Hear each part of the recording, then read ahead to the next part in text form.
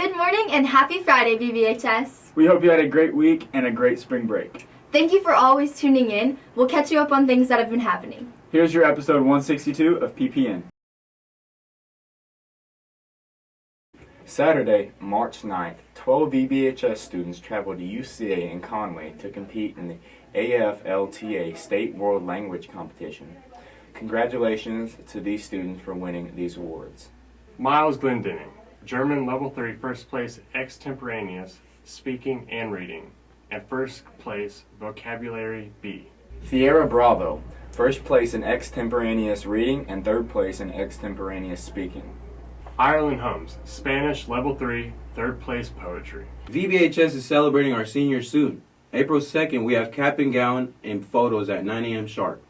The following week is Senior Week, where we'll host Teacher Signing Day, which is April 9th, Senior Walk on April 10th. Senior Sunrise Breakfast and Award Ceremony on April 11th. The school will also deliver the Kiss a Senior Goodbye bags on Friday. If you'd like to purchase a bag of kisses, you can scan this code. A big congrats to Kiera Harris in her painting White-tailed Deer. Her artwork will hang in the Governor's Mansion from the beginning of April through May. Welcome to last week's sports. Baseball had a busy spring break. Thursday, they traveled to Collinsville and lost a game 9-0. Then Friday, they played at the Illinois Crossroads, winning 21-0, and also competed at Webb School. And Saturday, they played at Riverdale Baptist, winning 9-1, finishing the spring break with a 2-2 record. Here's next week's sports. On Tuesday, the soccer teams traveled to Siloam Springs, and the baseball and softball teams have home outings against Mountain Home. On Thursday, track goes to the Airedale Relay.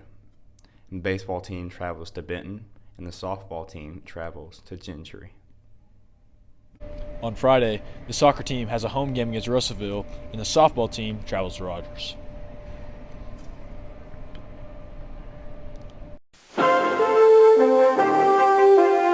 Welcome to weather. Today, we are going to have a high of 67.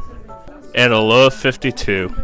And on Saturday, we're going to have a high of 69. I got a yoga ball. And we're going to have a low of 60. And on Sunday, the high is going to be 71. And the low is 63. Through the next week, we're going to be in the high 60s. That's weather.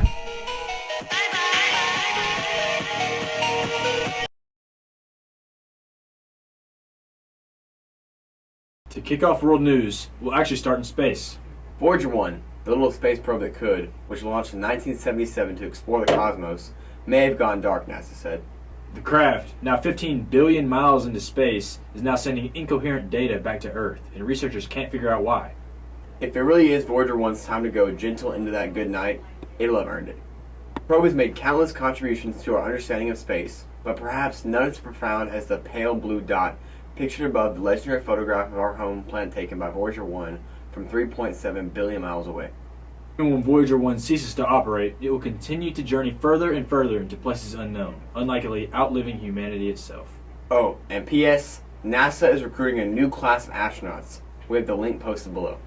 Aboard her 40-foot racing boat, First Light, 29-year-old Cole Broder just became the first American woman to race non-stop around the world by herself. The New York native pulled into Corunna, Spain on Thursday after a treacherous 30,000-mile journey that took 130 days. Broder is the only woman and the youngest competitor in the event, something she hopes young girls in and out of the sport can draw inspiration from. She's not the only woman doing incredible things. Jasmine Paris became the first woman to complete the Barkley Marathons, a foot race that requires participants to navigate 100 miles of rugged Tennessee terrain in no more than 60 hours. In international politics, Sweden formally joined NATO. Its membership is a blow to Putin. As Ukraine struggles against Russian assaults, more women are enlisting in the army. The U.S. military both provides Israel with munition and delivers humanitarian aid to Palestinians under bombardment. It is a rare situation. Irish voters rejected changes to the constitution that would have removed language about women's duties being in the home. China is using propaganda channels that once promoted the one-child policy to encourage people to have more babies. Haiti's prime minister said he would resign once a transitional council forms.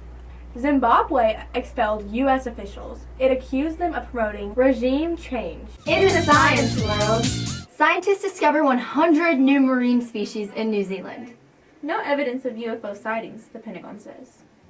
The truth still may be out there, but we haven't found it yet, according to the new 63-page report that assessed government activities related to undefined anonymous phenomena. And there's no evidence found that aliens have been on Earth or that it's been covered up.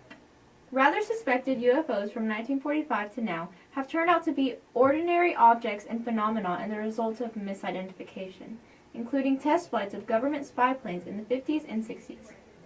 But for those who still want to believe, the military is developing portable UFO detective kits to collect better data.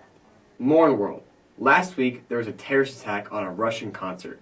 Russia charged 4 men from Tajikistan with terrorism. They are suspected of killing at least 137 people in an attack at a concert hall near Moscow. ISIS claims responsibility. U.S. officials said the attack was carried out by ISIS-K, an Islamic State affiliate. In U.S. politics, a congressional committee voted unanimously on Thursday, March 7th, to advance a bill to the House that would ban TikTok, jeopardizing the future of the app used by 170 million Americans. U.S. lawmakers have long suppressed concerns about TikTok's influence and accused the app's parent company, ByteDance, of being leaked to the Communist Party, which both TikTok and ByteDance deny. What the bill says is to aim to protect the national security of the United States from a threat posed by foreign adversary-controlled applications. The bill gives ByteDance 2 choices: find a U.S. company to buy TikTok within 6 months or shut it down. Can the power grid handle AI? Data centers are sprouting up across the U.S. at high rates, begging the question if we have the electricity capacity to absorb them without breaking the grid. Oregon's Portland General Electric just doubled its forecast for new electricity demands in the next 5 years. Crypto mining, too, is taxing the U.S.'s aging power grid. Tech giants like Amazon and Meta scour the U.S. for cheap and plentiful electricity. Many worry it could come at the expense of climate change goals. It's been 4 years since the World Health Organization declared COVID-19 a pandemic. Here's a check-in on how life has changed. The number of days Americans spend working from home has jumped 5 times since 2019. Domestic air travel has been above pre-pandemic levels since last year. Live Nation had its best year in history in 2023, selling 620 million tickets. Zoom shares are down nearly 40% since March 11, 2020. The first quarter of 2020, the median U.S. home sold for $329,000. In the fourth quarter of 2023, it had jumped 27% to $417,700. Thanks for tuning in. Did you take pictures over spring break? Be sure to DM our Instagram at VBHS Pointer Pack News so we can feature you in our student submissions section at the end of each episode. Till then, wear your seatbelts, drink some water, and tell somebody you love them. Have a great weekend!